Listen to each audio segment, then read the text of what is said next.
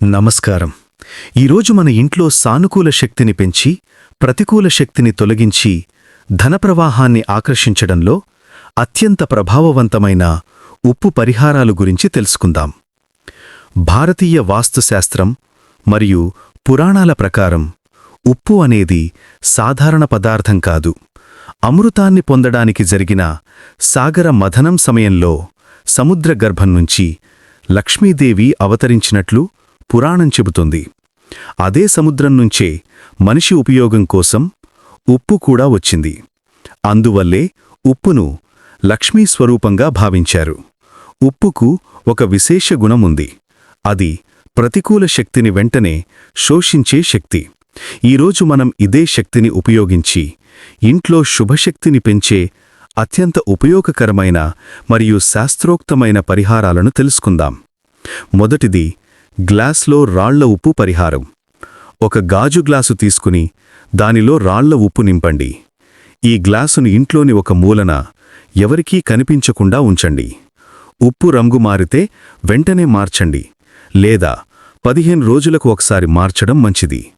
ఇది ఇంట్లో ఉండే ప్రతికూల శక్తిని పూర్తిగా తనలోకి లాగి ఇంటిని శక్తివంతం చేస్తుంది. రెండవది నీరు ప్లస్ రాళ్ల ఉప్పు శుద్ధి. ఒక చిన్న గిన్నెలో నీరు తీసుకుని అందులో రాళ్ల ఉప్పు వేయండి. ఈ గిన్నెను ప్రవేశద్వారం దగ్గర లేదా లివింగ్ రూమ్ మూలన ఉంచండి.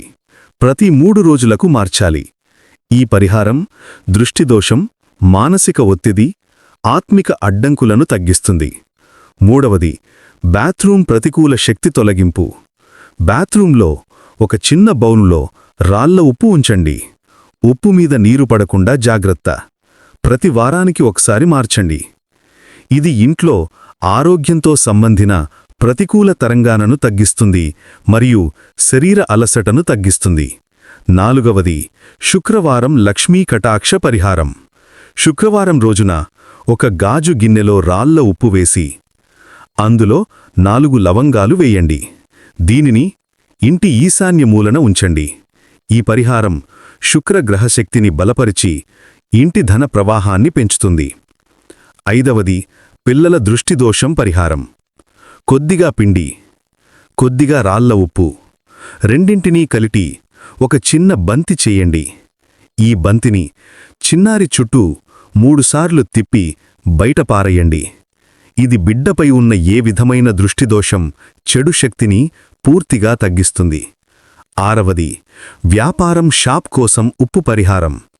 వ్యాపారం కాస్త నెమ్మదిగా నడుస్తోంది అనిపిస్తే ఒక చిన్న కవర్లో రాళ్ల ఉప్పు పెట్టి షాప్ కౌంటర్ దగ్గర దాచండి. ప్రతి నెలా మార్చండి. ఇది వ్యాపార ప్రవాహం, కస్టమర్ ఆకర్షణ, అవకాశాలను పెంచుతుంది. ఏడవది మంచం కింద ఉప్పు బౌల్.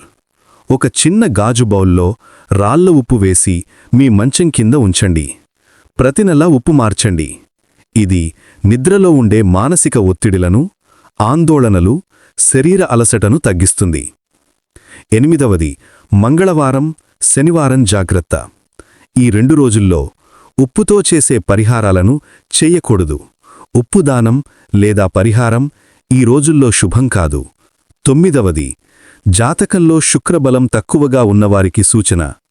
శుక్రగ్రహం బలహీనంగా ఉన్నవారు ఉప్పును వృధా చేయకూడదు. ప్రతి శుక్రవారం కొద్దిగా ఉప్పు దానం చేస్తే శుక్రదోషాలు తగ్గుతాయి. మొత్తం ఫలితం, సారాంశం: ఈ ఉప్పు పరిహారాలను సరైన విధంగా చేస్తే ఇంట్లో సానుకూల శక్తి పెరుగుతుంది, ప్రతికూల శక్తి తొలగిపోతుంది, ధన ప్రవాహం మెరుగవుతుంది, వ్యాపారంలో రద్దీ వస్తుంది, ఆరోగ్యం, నిద్ర, మానసిక ప్రశాంతత పెరుగుతాయి, కుటుంబంలో సుఖసంతోషాలు నిలుస్తాయి. ఇవి తరాలు మారినా మన పెద్దలు చెప్పారు. ఇంటి శాంతి, సమృద్ధి కోసం ఉప్పు పరిహారాలు అత్యంత ప్రభావవంతమైనవి. మీకు ఈ సమాచారం నచ్చితే లైక్ చేయండి. ఉపయోగపడుతుంది అని అనుకుంటే ఈ వీడియోను షేర్ చేయండి. మరియు ఇలాంటి ఆధ్యాత్మిక, వాస్తు జ్ఞానం కోసం ఛానల్ను తప్పకుండా సబ్స్క్రైబ్ చేయండి.